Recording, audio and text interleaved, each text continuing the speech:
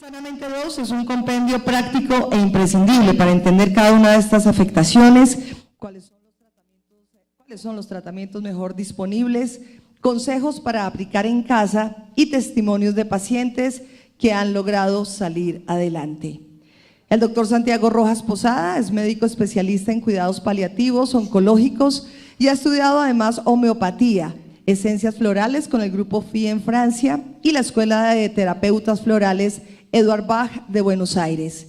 Dicta conferencias sobre crecimiento personal, apoyo al paciente terminal y el duelo y sobre el empleo de terapias alternativas y complementarias en varios países.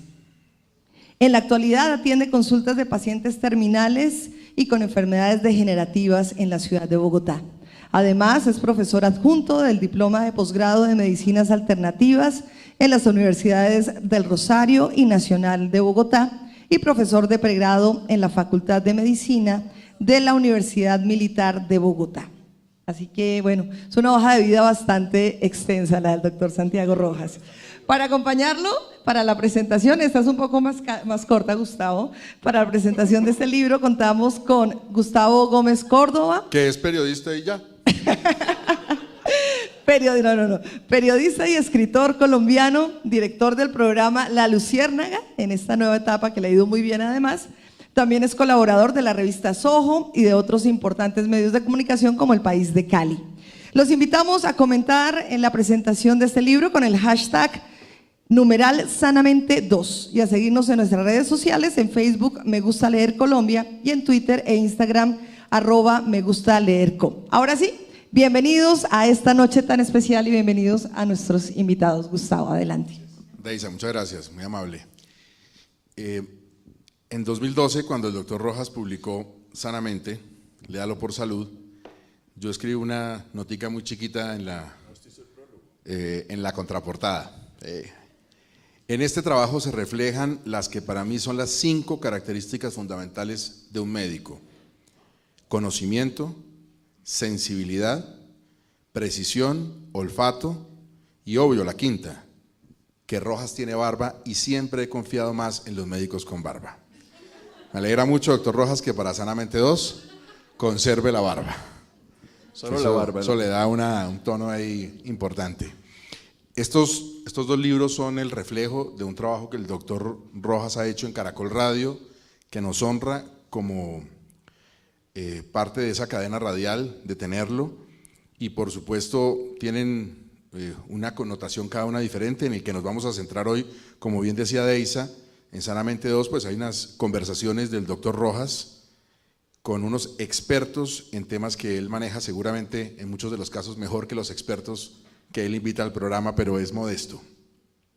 Doctor Rojas, lo primero que le quiero preguntar para que nos lo cuente muy amable y muy relajadamente es: ¿dónde carajos terminó usted metiéndose en la radio? O sea, usted siempre ha tenido un contacto con la radio, digamos, muy continuo, pero muy limitado en algunos aspectos muy puntuales, programas especiales, secciones. ¿Por qué terminó dejándose seducir para hacer un programa de radio? Bueno, la historia es larga, pero… Dele tranquilo, que hay trancón, o sea, no hay problema. Bueno, no, en el año 1990 a mí me invita por una conferencia que estaba hablando sobre el duelo Germán Castro Caicedo a hacer un programa, y de ese programa le gustó, hicimos 7 programas. Esos programas lo vio un señor que se llama Darío Arismendi, o el equipo, o la persona que trabajaba con él, y en ese momento, que es Ana María, la persona, le sugiere que hagamos un programa y hacemos con Darío 1, luego 2, luego 3 y luego 4. Entonces Darío me dice: ¿por qué no le gusta la radio? Yo dije: sí, a mí me gusta la radio, pero nunca he hecho. Y empiezo a hacer con relativa frecuencia, pero digamos varios meses de diferencia, algunos especiales en Caracol. Especiales que eran sobre todo en la época de Navidad, Año Nuevo. Luego en diciembre del año 2001, cuando estamos aquí en Colombia, Darío me propone que haga una nota todas las mañanas en Caracol, que se llama Notas de Luz y Vida. Que la ha conservado hasta hoy con diferentes nombres. Sí, desde ese día hasta el día de hoy existe, la sigo haciendo, lo hice esta mañana, en términos generales la hago todas las mañanas. Y dentro de esa historia aparece cuando yo estoy trabajando un señor que se llama Gustavo Gómez y yo voy y le colaboro los sábados. Lo acompañé durante muchos sábados mientras usted hacía el programa y fui como cogiendo lo que significaba hacer un programa de radio. Les voy a contar una cosa al doctor Rojas. Todos los periodistas en la cabina de Caracol tenemos el computador, ¿no? Y mientras uno va pensando, se mete a Google para quedar bien con la gente. No, claro, sí, la capital, Rumania, por supuesto. No tiene ni idea nadie nada de la mitad de las cosas. El doctor Rojas llegaba a hacer un programa de 2 horas, creo que era, o 3, 4. Era el de 4 horas. Donde abríamos los micrófonos a todo el mundo que quería hacerle preguntas de cualquier cosa y venía con un Lego, con un mecano, y se ponía a armar como unos cubos y unas cosas. Y yo decía, pero este tipo o sea, ¿por qué no abre un libro? ¿Por qué no abre el computador? Y él ahí con unas pinzas iba armando y le iba contestando a la gente. Nunca miró el computador. Es que yo tenía programado quién iba a llamar. Entonces, cuando empecé a hacer eso, Yolanda Ruiz, que era de la cadena Caracol en ese momento, hoy de RCN, directora de noticias, me propuso hacer un programa. Yo dije, bueno, contesté con la misma naturalidad. Y ese programa, que se iba a hacer en el 2004, 2005, 2006, siempre pasaba algo y se murió. Ella se fue del canal, de la cadena, y de pronto aparecieron otras 2 personas, John Camacho y otros directores de Caracol, y me dijeron que lo hiciera.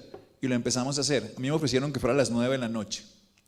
Y yo dije que no, que fuera a las 11 de la noche. Un poco... A poder llegar tarde a la casa. A poder tener disculpas, según usted. No, porque en esa época los programas los hice casi todos desde mi casa cuando estábamos viviendo en Bogotá. Monté un pequeño estudio, aunque en un par de oportunidades me dieron una tecnología muy moderna que se demoraba 2 segundos y eso fue horrible. O sea, cuando uno tiene un delay, es simplemente que... Entonces, una demora en la una señal. demora. Entonces la persona habla. ¿Qué? Esa demora uno queda como un idiota. Cuando yo entonces dije, no puedo, eso por teléfono, hagámoslo al estilo antiguo. El caso fue que se pudo hacer y lo hacía en la casa. A las 11 de la noche es porque las personas enfermas a las que estaba dirigido el programa, cuando están solos, cuando están en los hospitales, el señor que está, el celador mismo, está a esa hora más atento que a las 9 de la noche. Entonces por eso decidí que esa era la hora del programa. Yo supongo que usted, haciéndolo muy bien en televisión, se decidió por la radio porque no tiene las piernas de la doctora Fernanda. Muy probable. Pero me parece tengo que la barriga mía. Que usted y la doctora Fernanda, no las piernas, pero sí comparten otra cosa que es muy valiosa. Y se lo voy a preguntar muy directamente, ¿cómo hace usted, y la doctora Fernanda también, cómo hace usted, a diferencia de otros médicos, para poder hablar en radio de una forma clara y no parecida a las fórmulas médicas que ustedes escriben? ¿Cómo un médico puede hablar claramente en radio? Si yo hablara como escribiera, no me entendería nadie. Lo primero y más importante se lo debo a Germán Castro Caicedo, que cuando él me sentó en ese programa de televisión, cosa que yo nunca había hecho televisión, me dijo, ¿usted le habla a la gente de quinto de primaria? No le entendí, sí. Si usted le habla a la gente de quinto de primaria, puede hablar en la televisión. Y yo tomé eso como punto de referencia, que había que hablarle a la gente como si fuera de quinto de primaria. Y es tan así que hoy en día me cuesta trabajo hablarle en las conferencias a los médicos en el lenguaje médico. Ayer, y bueno, esta semana, y hoy hay un programa de radio que está grabado presente porque estamos aquí, yo tuve que decirle a la doctora y no me diga groserías varias veces. Y ya le digo ya a los que los entrevisto que es una grosería cuando utilizamos términos que no se entienden y que no entiende la mayoría de las personas. El éxito para mí hoy en día de los medios de comunicación es que le llegan a cualquier persona. El éxito de la medicina es que le llega a cualquier persona.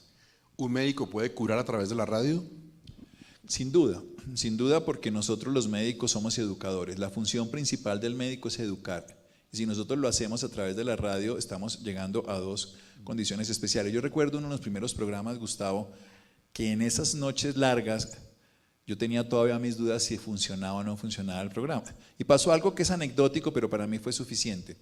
Llamó un señor por celular desde una isla cerca a Cartagena, y el señor dijo, tengo a mi hijo con estos síntomas, ¿qué hago? Entonces yo no, y además estoy en un sitio y no tengo nada, entonces le empecé yo con la despensa a prepararle un suero. Le dije, ¿tiene zanahoria? Sí, córtela, eso tiene potasio, tiene banano, métale banano, tiene sal, tiene azúcar, tiene un poquito de limón, y le preparamos un suero casero y se lo empecé a dar al niño. Esto durante el programa. Al día siguiente me llamó, el niño sobrevivió y llegó en una canoa, llegó hasta el hospital y se salvó la vida. Para mí eso fue tan importante, tan específico, pues una persona, pero eso es anecdótico. Pero a los años de práctica de hacerlo y cada día lo veo más claro, cuando uno logra solucionar temas específicos de la población y da instrucciones precisas, está curando a las personas, no en forma particular, pero sí en forma nacional. Bueno, ahora déjeme hacer de abogado del diablo, porque yo soy periodista y yo me gano la vida siendo malo. No, pues usted es el bueno. A eso lo trajimos. Tipo amable, querido, yo soy periodista. Yo tengo una hermana que es médica y ella se mueve mucho en el campo de la ética. Y por eso le quiero plantear esta pregunta. Los médicos que están en los medios de comunicación como usted y que tienen un acceso tan amplio a la gente, así como pueden tener esa oportunidad en la que se anotan un hit porque salvaron a una persona, ¿no le parece que también se corre el riesgo si no se maneja la cuestión muy delicadamente en el sentido de que la gente piense que con solo haberlo oído esa es la solución y no deben ir a donde el médico a consulta directa física? ¿Puede pasar? Sería un error. A lo largo de todos los programas, yo le digo a los invitados, primero que no se pueden promocionar nada, al final siempre les damos los créditos y los datos personales del entrevistado porque me parece que es la contraprestación lógica, pero no podemos formular nada porque se correría un riesgo gravísimo. Por ejemplo, si uno dice, si usted está deprimido, podría tomar Prozac, fluoxetina, y tomar tantos miligramos, pues estaría cometiendo un error porque probablemente no todos los que están tristes están deprimidos, no todos les funcionaría la fluoxetina, y la fluoxetina tiene efectos secundarios específicos, como puede llegar a hacer que la persona aumente el riesgo de suicidio. Entonces, el formular es uno de los grandes riesgos. El diagnosticar también. A través de los años, y tuve la oportunidad de escuchar muchos programas de radio internacional, cuando ya me empecé a meter en esto, me intenté hacerlo de una manera por lo menos como lo que ya existía. Y una de las recomendaciones que uno puede tener claro y que es hacerle, nunca formular y siempre recomendar, y lo hacemos en el programa, si usted tiene esto, consulte un facultativo. Y todos los médicos, hay un gran médico aquí que quiero mucho, que es Leonardo Palacios, que además está en el ¿Aquí? libro. No, aquí en el libro, señalé el libro. El neurólogo. El neurólogo, que es un duro de la radio, que es en este momento es, además de neurólogo, y hasta dentro de pocos días, si ya va a cambiar, es decano de la Facultad de Medicina de la Universidad del Rosario, y es una persona que tiene una gran experiencia en eso. Y uno puede ayudar mucho, pero siempre tiene que mantenerse en una línea de llego hasta aquí, no puedo pasar. En ese caso puntual, que es la absolutamente antítesis, lo que yo digo, porque formulé, receté y todo, estaba salvando una vida, pero eso no lo puede uno hacer si no tiene un caso puntual, porque cometería un error. Y la ética, por supuesto médica, tiene 4 características que son importantes ahorita para decir. Son la beneficencia, la no maleficencia, y después de esas 2, antes, o sea, nosotros decimos, la persona tenemos que hacer cosas buenas y no hacerle cosas malas. Y luego está la justicia y la autonomía, que es darle a cada uno lo que se merece, y en la radio para eso tenemos que ser claro. Y la autonomía es que la persona tome la decisión, pero sí es un riesgo permanente para mí y para cualquier persona terminar dando una información que pueda ser malinterpretada. Yo corro ese riesgo y probablemente me haya equivocado muchas veces, pero por lo menos no de mala fe. Yo trabajo en la radio, pero antes de siquiera trabajar en la radio yo era un muy buen oyente de radio y yo tenía muchos episodios de insomnio. Y yo oía cuando estaba en el colegio y en la universidad todos los programas de por la noche, Cabuya y tal, y no sé qué y todo. Y siempre, después de oír muchos programas, usted lleva más de 1000, ¿no? Sí, ya pasamos los 1000. Okay. Siempre evaluando todos esos años de adolescencia, yo llegaba a la conclusión de que había un par de obsesiones de los colombianos que llamaban a esos programas de por la noche. De Isa también hizo programas ahora y también la oí. Estaba enamorado de ella y toda esa cosa. Sigo pues, pero me he casado y he tratado de manejar la cosa. Y las 2 obsesiones de los colombianos eran la identidad sexual, o sea, siempre había unos señores que llamaban, mire, yo estuve en el trabajo, tuve un roce con un compañero, yo no sé si soy homosexual, en fin, y cuestiones de extraterrestres, de la gente que estaba a esa hora en ese tipo de programas. Le quiero preguntar, en su caso, ¿cuáles son las obsesiones médicas y de salud de los colombianos? ¿Qué nos obsesiona saber y preguntar? Básicamente están ahí. Son los 20 motivos más grandes de consulta médica en el país por las estadísticas médicas. Bueno, ahí hay 2 temas que no son de salud, que uno es el embarazo y otro es el liderazgo. ¿Embarazo, cómo dice usted? ¿Gozoso? Gozoso. Sí. no es la práctica para llegar a estar embarazado. No, doctor, yo solo trato de... Sino, no, porque imagínense que para Bueno, allá, pero si uno llega feliz al embarazo después de un... sí, pero en un país donde hay muchas madres solteras, evidentemente la consideración de tener un embarazo gozoso es difícil. Pero la experiencia, cuando un embarazo es deseado, bien planificado y acompañado, es la época más feliz de la vida de una mujer, el segundo trimestre. En el primero está la incertidumbre que es, como se dice popularmente, que cuaje, o sea, que se estabilice. Hay los síntomas de intolerancia que son biológicamente muy interesantes porque hace que la mujer codifique específicamente un tipo de alimentación que sea saludable, la naturaleza lo pide. Y la última etapa del último trimestre es antipática para la mujer porque vienen los cambios biológicos y sobre todo viene la característica más bonita y es que el bebé le ponen las horas que lo va a despertar. Entonces lo mueve, la hace salir al baño a orinar porque es la hora en que él se despierta. Entonces se mueve, la presiona y le va educando desde 2 o 3 meses antes para decirle: usted me necesita, o sea, aprender porque usted lo voy a buscar a las 2, 3, 5 de la mañana. Pero esas 2 etapas son antipáticas, pero en la mitad, cuando la madre siente el bebé, cuando la madre siente la presencia de la vida, es el momento ideal de la vida de una mujer. Independientemente de que la mujer no es solo madre, sería antipático si quiera suponerlo, pero en esa faceta que no tenemos los hombres y que nunca podremos tener, es un momento ideal. Entonces el embarazo gozoso es una práctica que en Oriente se tiene y es una búsqueda consciente de disfrutar el momento más transformador de la vida de la especie biológica humana, que es la de poder perpetuarse a través de otros. Pero eso no es una enfermedad, como tampoco es una enfermedad de liderazgo. Sin embargo, las otras 18 capítulos y las otras 18 novedades son en realidad los 18 motivos más grandes de consulta. Bueno, ahí no hay extraterrestres ni hay cosas de identidad sexual. No, pero sí está el insomnio. Ah, pues por supuesto. ¿Y cómo se le ocurre dar consejos para el insomnio? Se va a quedar sin oyentes. Ese es el problema. Pero los damos así por un ladito. No, pero no, existen 2 formas hoy en día que la radio moderna tiene que no existía antes. Y existe, primero, el libro que está en los programas y no hay que trasnocharse. Y segundo, existen los apps a través de las redes sociales y que quedan grabados en Caracol. Entre otras, nuestros programas son el tercer programa más escuchado, bajado después al otro día. Que está en el y en el extranjero también. Sí, los bajan en otros mucho. horarios. Sí, no, y la ventaja es esa, que hoy en día nos pueden escuchar 1 semana, 2, 3 semanas después. Bueno, doctor, hay una frase en la titulación del libro que es calidad de vida, que la usan mucho los médicos. ¿La calidad de vida es una forma de resignarse? No, en absoluto. En la década de los 80, la Organización Mundial de la Salud decide acuñar ese término porque no existía, aunque hoy en día es un término que usamos todo, y es un término de bienestar donde el ser humano cumple todas las expectativas que tiene frente a diferentes ámbitos. El ámbito, por ejemplo, económico, esa es una buena calidad de vida.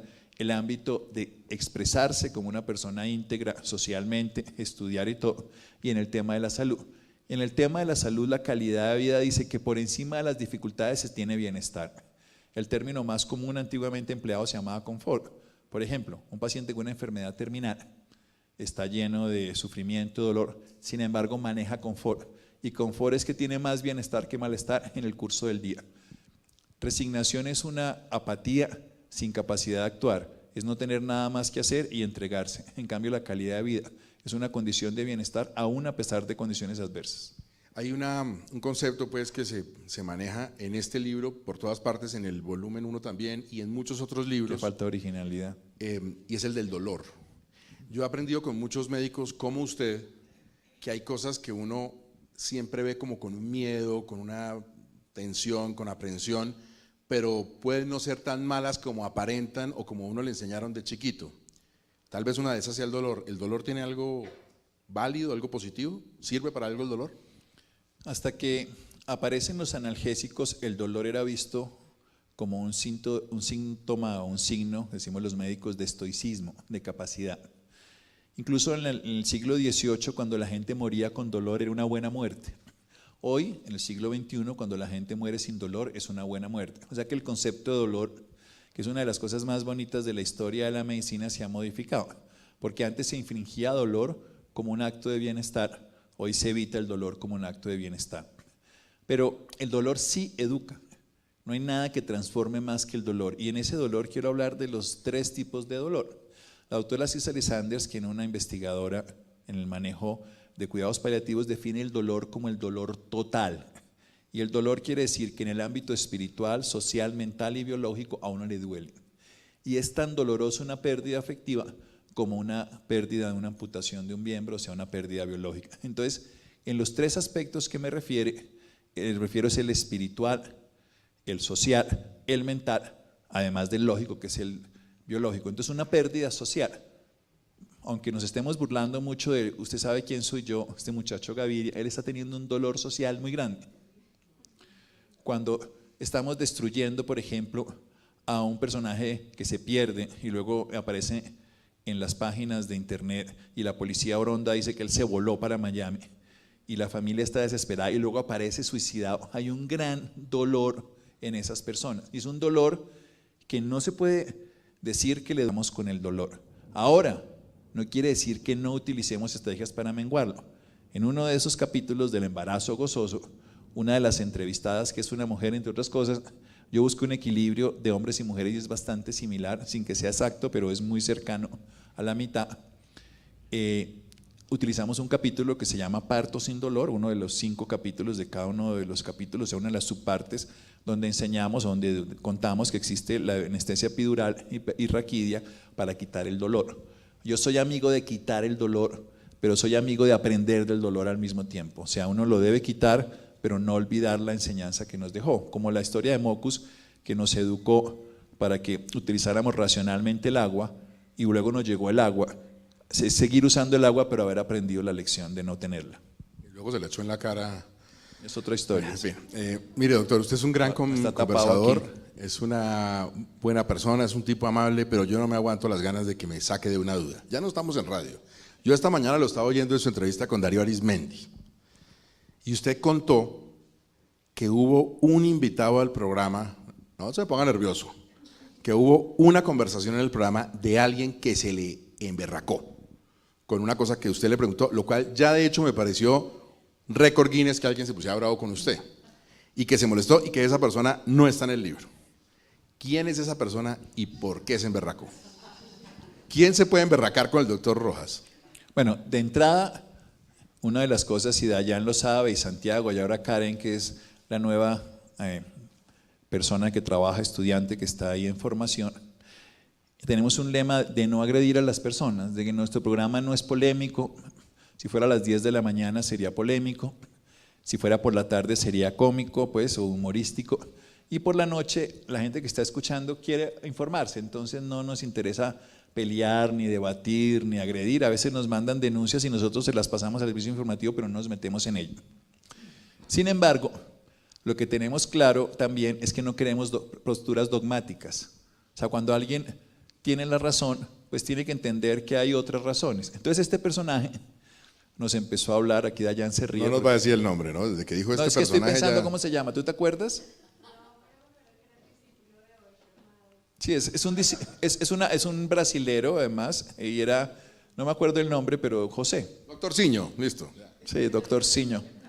No, porque entrevistamos mucho a un brasilero que es Marcelo Bulc, y nada que ver, para aclararlo, y que está en el libro además en meditación, un capítulo de depresión y habla de meditación, más Platón y menos Prozac. Y técnicamente este personaje nos lo mandó una agencia que a veces terminamos teniendo errores, y él nos empezó a contar que había un camino de la iluminación y que todos los demás estaban equivocados. Entonces cuando uno le dicen eso, pues a mí sí se me sale ahí el Gustavo Gómez que todos tenemos adentro, y entonces me motiva a controvertirlo. Y entonces yo lo empecé a controvertir.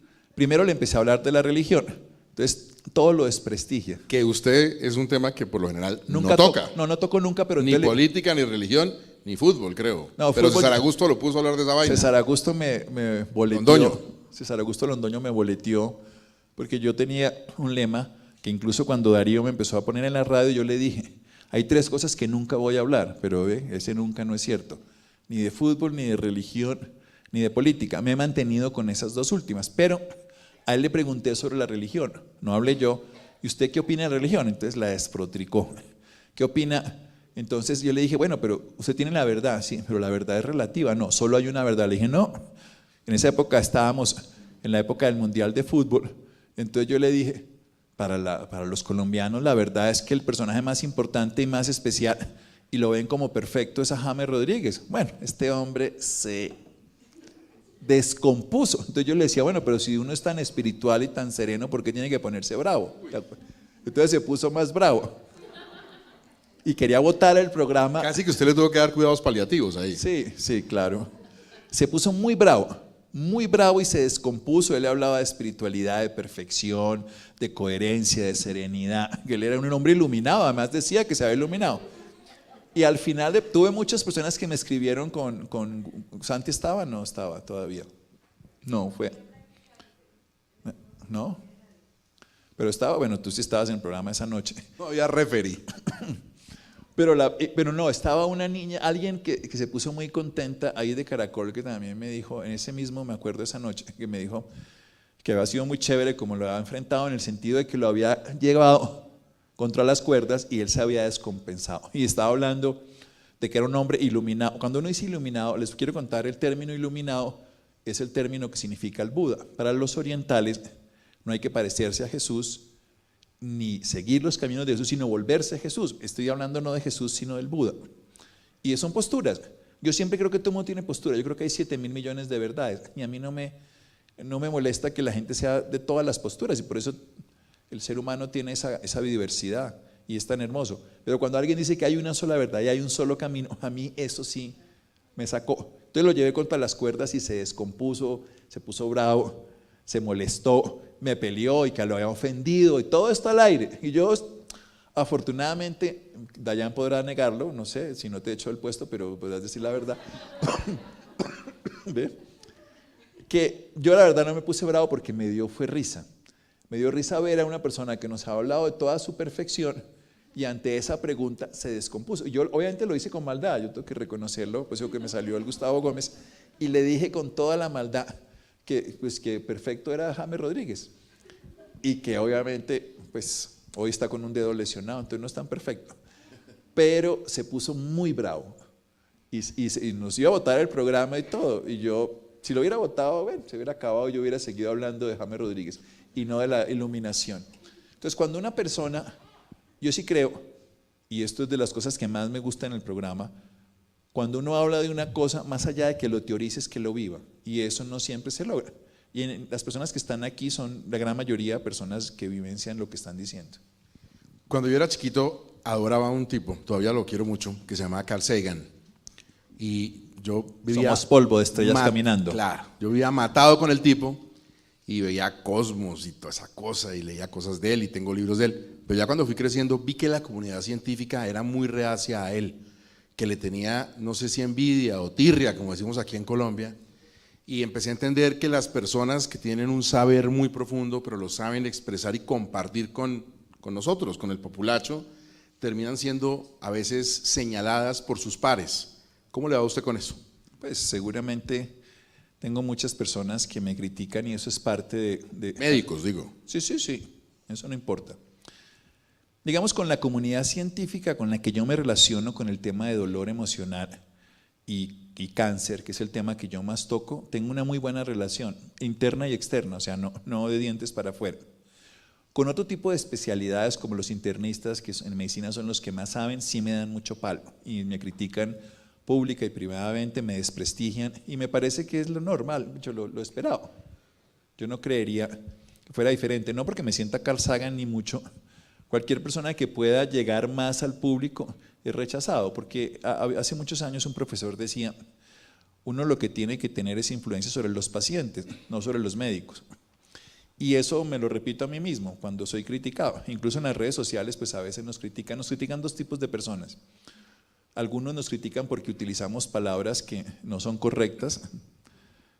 Por ejemplo, cuando decimos medula, hay gente que no se escribe porque toca decir médula. Y resulta que la palabra medula en medicina… Aceptaba las dos, creo. Sí, pero entonces ese tipo de personajes que los escriben a uno. Y otros los religiosos. O sea, la gente fanática religiosa nos da palo. En términos generales, los médicos no nos dan palo en las redes sociales, pero sí en la vida. Yo creo que si a uno le dan palo y se sostiene, vale la pena. Tengo una anécdota precisamente En el año 1991, por cosas desconocidas, cuando todo este lanzamiento público de Germán Castro, lo digo así porque fue como un año especial, 90 y 91, me invitaron a dictar conferencias en todos los hospitales de Bogotá. No tengo claro por qué, porque era un muchacho desconocido, no tenía ningún tipo de comunicación con los medios, pero me invitaron a todos los hospitales de Bogotá, y en todos los hospitales de Bogotá me insultaban. Y yo, ¿Los médicos? los o no? médicos, sí, sí, sí. Recuerdo que me decían que era culebrero, estafador, que me decían de todas las palabras sabidas y por ahí. Eso me curtió mucho y eso me hace tener confianza en lo que digo ahora.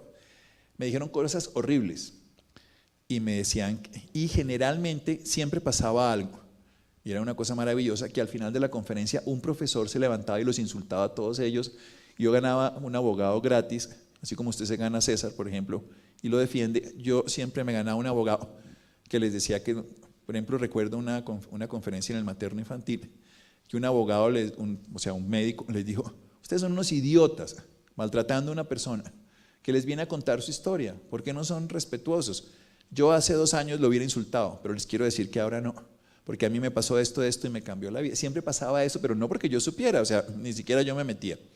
Pues en el cancerológico tuve 3 conferencias, yo estuve rotando 2 años ahí, me echaron como un perro al cancerológico porque lo que estaba haciendo empezó a funcionar y después me enteré que los laboratorios hicieron una queja de que si yo iba a meter las esencias de flores ahí, ellos se retiraban, entonces obviamente pues era un tema muy complejo, pero en una de esas conferencias me maltrataron como tal vez nunca en la vida me hayan maltratado, se burlaron, me dijeron que yo era estafador, que era culebrero, me hablaban todo el tiempo y yo dicté la conferencia, terminé, me acuerdo, sudando frío, o sea, fue una cosa, hoy la cuento con tranquilidad, pero ese día la sufrí.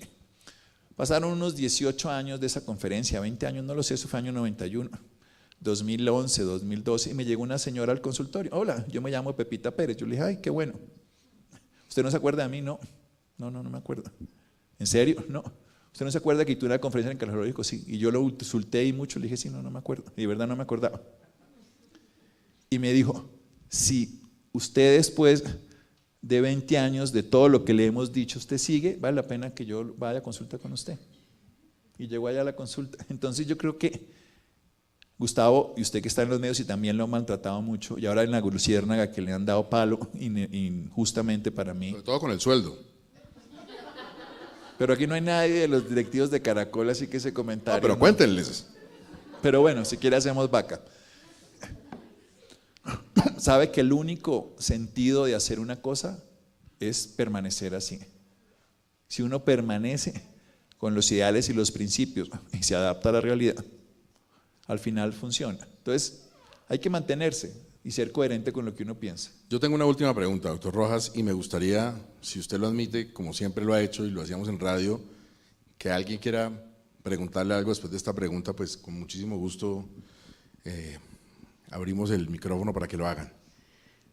¿Qué pasa cuando una persona que sabe como usted, pero que está en los medios, porque cuando uno no sabe, o sea, sabe pero tiene alguna duda sobre algo y está en el consultorio es más fácil? ¿Qué pasa cuando una persona que sabe como usted descubre que algo no lo sabe y está enfrentado al micrófono? ¿Qué hace? Decir que no sé. Y listo. Sí, yo creo que la mayor dificultad que uno tiene como médico es no saber, pero la homeopatía me enseñó eso. A mí me gusta mucho la homeopatía por una razón, porque uno repertoriza y uno saca un librito frente a los pacientes. ¿Uno qué? Le voy a poner esa palabra. ¿Qué fue lo que dijo? Ahí le iba a explicar qué era eso. Repertorizar. Repertorizar es coger los síntomas del paciente y mirar en un libro y sacar cuál es el remedio. Y eso es una práctica que hace uno mucho en homeopatía y uno demuestra su ignorancia. Entonces, cuando uno no sabe, yo hoy en día en internet, a pesar de que usted eche el cuento ese que yo no utilizo apuntes, es porque la gente que pregunta en la radio pregunta cosas muy fáciles. No crea. Pues sí, pues salvo que alguien le contrate a uno para que se lo tire y le saque una pregunta. La mayoría de la gente hoy, por ejemplo, en la radio que me preguntaron al aire, me preguntaron cosas comunes, un asma, y otra persona me preguntó que tenía artritis. Entonces son síntomas muy grandes, pero si a alguien le preguntó la fiebre petequial de Tobia, sí, o la babesiosis, se me acaba de ocurrir esos nombres que son reales, pero yo diría, pues no sé. Entre otras cosas, una vez Darío me preguntó algo y yo no tenía ni idea. Entonces le dije, se la debo para mañana. Y la busqué y al otro día se la conté. Yo creo que no está mal decir que no sabe. Lo que sí puede ser estar peor es decir que uno sabe cuando no sabe. Bueno, ¿quién quiere hacer una pregunta al doctor Rojas? Pues, Gustavo, yo voy a atreverme yo acá como Sí, claro. un poco a hacer Ya una que tiene el pregunta. micrófono. Ya que tengo el micrófono y ya vamos a rodarlo. Doctor Santiago Rojas, viendo su libro de Sanamente, pues ahí la palabra mente lógicamente está ahí dentro de esta salud, digamos, del cuerpo. Yo quería preguntarle eso, mente y cuerpo, ¿qué tanto poder tiene la mente para enfermar el cuerpo y qué tanto poder puede tener la mente para sanar el cuerpo realmente?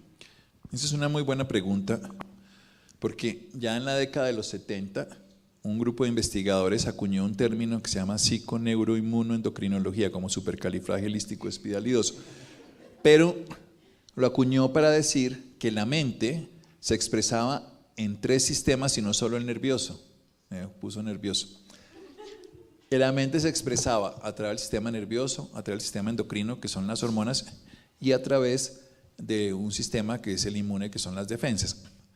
Y se demostró a través de no solo esas investigaciones, sino cada año más adelante, que la mente influye en esos 3 sistemas, y la palabra exacta es influye.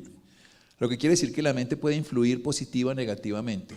Existe un gran descubrimiento médico que es el efecto placebo. El efecto placebo significa que una creencia bien implantada produce un resultado específico sobre una alteración. En sentido positivo, placebo; en sentido negativo, nocebo. ¿Qué quiere decir?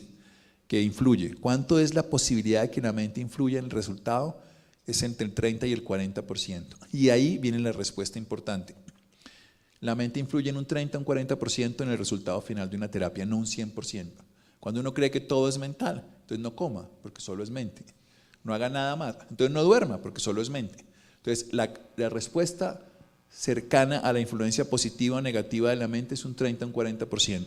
Los que la desprecian tienen un 30 o 40% negativo, los que la sobrevaloran están perdidos en cuanto a que solamente tiene ese nivel de influencia. Sí vale, es mucho, vale mucho, pero no es todo. Muy bien, gracias, doctor. Gracias. Doctor, usted es tan amable, precisamente con el mismo tema que acaban de tocar. Ok, cuando una persona tiene cáncer, en el caso mío una hermana, bueno, yo posteriormente, mi hermana de un carácter bastante fuerte, todo el mundo empezó a decir, ella se fue del país, empezó otra vida en el país, bueno, y todo el mundo empezó a decir, es que ella se produjo el cáncer, es que ella se produjo el cáncer, con esa manera de ser, con esa manera de no sé qué. Claro, estando así se bajan las defensas, y al bajarse las defensas, entonces tenía ella que cargar, y creo yo, y pasa muchísimo, no solamente con su tema del cáncer de seno, con su mutación, etcétera, etcétera, sino con esta perorata de la familia de uno, etcétera, etcétera. Yo quisiera que usted me dijera si ustedes están como médicos paliativos, están incidiendo en eso, o sea, yo no creo que sea así realmente, y cuando uno tiene cáncer se da cuenta. Yo también tuve cáncer, melanoma, hoy hace 3 años me lo detectaron, y era un momento de mi vida muy complicado, tenía duelos, los que usted quiera, que gracias a usted y a algo que también uno la pregunta, que es lo valioso de sus CDs, doctor, que usted no los volvió a sacar. Hoy podrá haber apps, podrá haber esto, podrá haber lo otro, pero para mí esos CDs suyos son absolutamente prácticos, increíbles y vigentes permanentemente. Entonces, a eso iba mi pregunta. Si esto ha cambiado un poco el concepto respecto a que uno mismo se produce el cáncer, a que uno, y usted me dice ahora que es más o menos un 30, o nos dice 30 40% de mente. Voy a tocar específicamente solo el tema del cáncer para no irme a todas las enfermedades.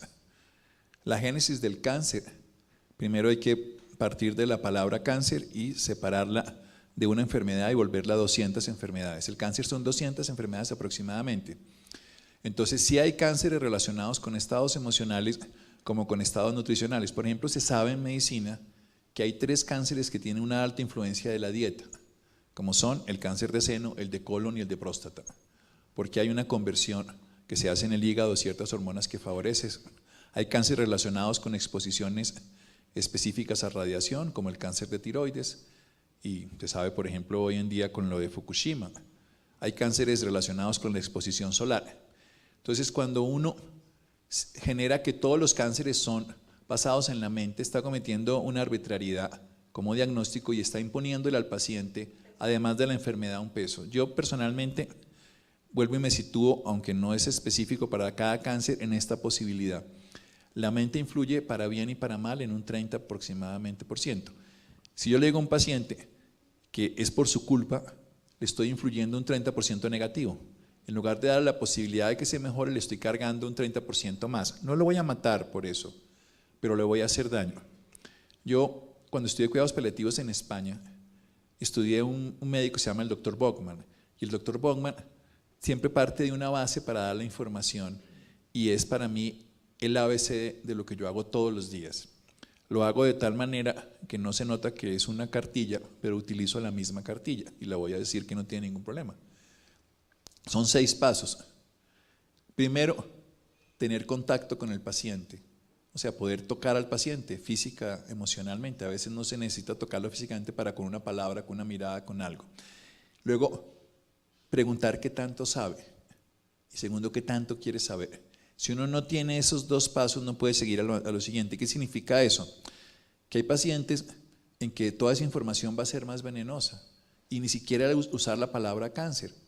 Yo le digo al paciente y le dice, no, es que tengo una pepita, pues yo le voy a decir, esa pepita es un carcinoma ductal infiltrante que le voy a dañar en su emoción. Yo le voy a decir con una pepita.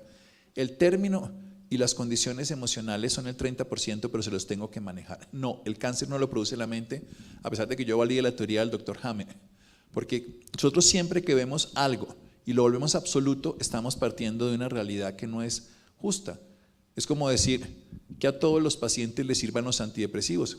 Si ustedes oyen a un psiquiatra que habla de eso, y aquí en el libro lo ponemos, él dice que el tratamiento antidepresivo es ideal por los antidepresivos, pero resulta que las estadísticas hablan de que solo sirve entre el 30 y el 40%. O sea, la gran mayoría de los tratamientos y de las realidades no pasan, sino hasta un porcentaje de ese estilo. Entonces, no, la mente no produce el cáncer, pero influye en él. No, la mente no cura el cáncer, pero influye en él.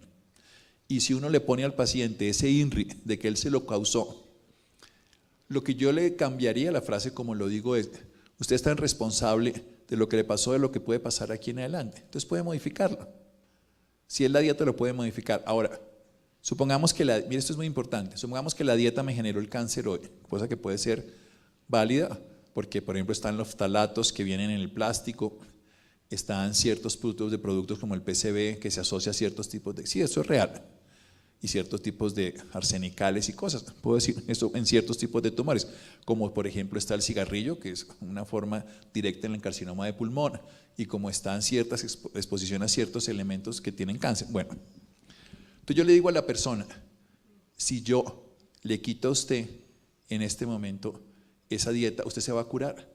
Yo te lo pongo el ejemplo. ¿Por qué no rompes este vaso, esta bota?